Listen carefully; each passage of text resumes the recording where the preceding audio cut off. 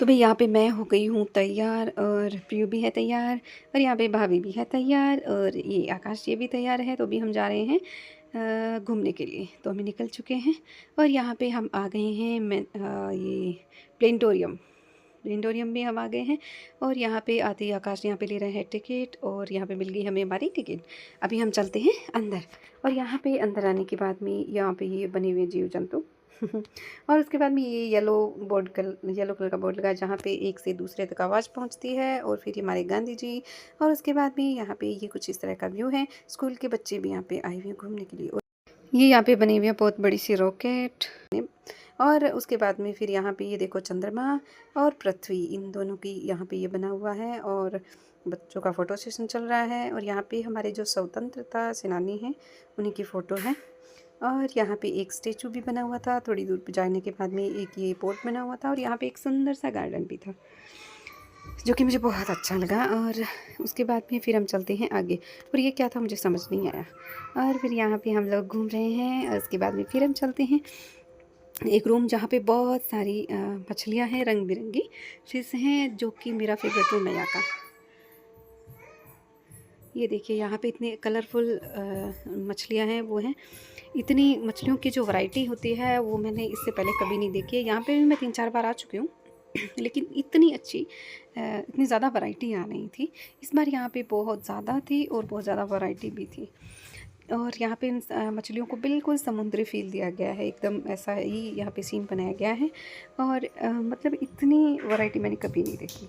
और यहाँ पे एक वाटरफॉल भी है जो कि आपको देखने में बिल्कुल ऐसा लगेगा जैसे वाटरफॉल है। कैमरे में तो बिल्कुल वाटरफॉल एकदम जैसे लग रहा था। और यहाँ पे ये वाइट वाली जो फिश है और ये ऐसे लग रही थी जैसे चांदी की बनी हुई हो बिल्कुल।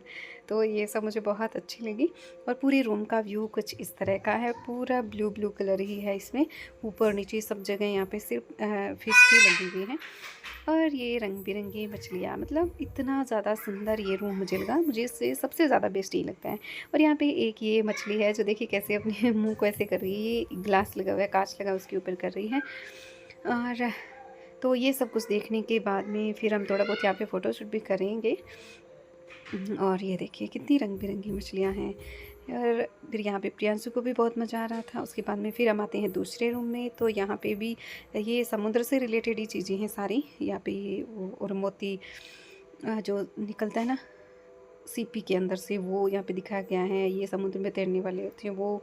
और ये क्या होता है वो पता नहीं, ये सारी चीज़ें मुझे ज़्यादा समझ नहीं आई। ये सिप बोट वगैरह सब कुछ यहाँ पे बना हुआ था। और ये अलग अलग तरह की जो नाव होती हैं, शिप होती हैं। और यहाँ पे जहाज़, पानी वाला जहाज़ कैसे चलता है वो भी दिखाया हुआ था। मतलब इसमें पूरे में बिल्कुल समुद्री फील है वो दिया गया था। और ये देखिए बिल्कुल ऐसे ही लग रहा है ना कैमरे के अंदर, तो बिल्कुल ऐसे लग रहा है। इतनी मतलब मस्त जो ड्राइंग बनाई हुई थी, बिल्कुल ऐसे लग रहा था समुद्र ही है। और प्रियांशु वो मेरी गोद में था तो मैं थक गई, तो फिर मैंने उसको थोड़ी देर नीचे छोड़ा, फिर भाभी ने उसको संभाला। और यहाँ पे इतना मतलब सच में बहुत अच्छा लगा। और यहाँ पे भी ये पृथ्वी का चित्र है वो बना हुआ था, मतलब स्टेचू जैसा बना हुआ था। और यहाँ पे प्रियांशु भी सब चीज़ों को बड़े ही ध्यान से देख रहा था कि ये क्या है, पहली बार इतनी रंग बिरंगी जगह पे आया है।